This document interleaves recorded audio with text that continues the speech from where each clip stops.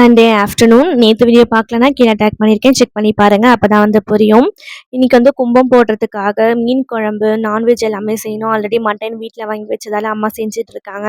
அதனால் நாங்கள் வந்து சங்கரா மீன் எனக்கு வந்து ரொம்ப பிடிக்கும். அதனால் சங்கரா மீனும் இறாவும் வாங்கலான்னு அப்பா சொல்லியிருந்தாரு. அப்புறம் இந்த பக்கம் வாங்கிட்டு இந்த பக்கம் வந்தோம்னா ஃபுல்லாக வந்து க்ளீன் பண்ணுறவங்க இருந்தாங்க. அவங்க வந்து நல்லா சுத்தமாக க்ளீன் பண்ணி கொடுத்துட்டு அதுக்கான சார்ஜும் கொடுத்துட்டு வீட்டுக்கு வந்து கிளம்பிட்டோம். வீட்டுக்கு வந்தோடனே அம்மா வந்து பொங்கல் பண்ணுறதுக்காக எல்லாமே ரெடி பண்ணி வச்சுருந்தாங்க. அம்மா இது வந்து பார்த்துக்கோ, பொங்கிடுச்சு, வெல்லம் போட்டு இறக்கிட்டு நான் வீட்டுக்கு போகிறேன் அப்படின்னு சொல்லிட்டாங்க. சரிம்மான்னு சொல்லிட்டேன். நான் பொங்கல் வைக்கிறேன், பட் கூட்டம் யாருமே இல்லை கோவிலில். கொஞ்சம் பேர் தான் அந்த பக்கம் வந்து கோவிலில் கும்பத்துக்காகலாம் ரெடி பண்ணிகிட்டு இருக்காங்க. நான் பொங்கல் வச்சுட்டு வீட்டுக்கு கிளம்பும்போது என்னுடைய செருப்பை காணும். எனக்கு வந்து ரொம்ப கொஞ்சம் கஷ்டமாக ஆயிடுச்சு. சரி, அங்கே இருக்கவங்கெல்லாம் செருப்பு காண போனால் நல்லது தான் அப்படின்னு சொன்னாங்க. சரி, நானும் மனசு சேர்த்திட்டு வீட்டுக்கு வந்து கிளம்பிட்டேன் பூஜை பண்ணிவிட்டு.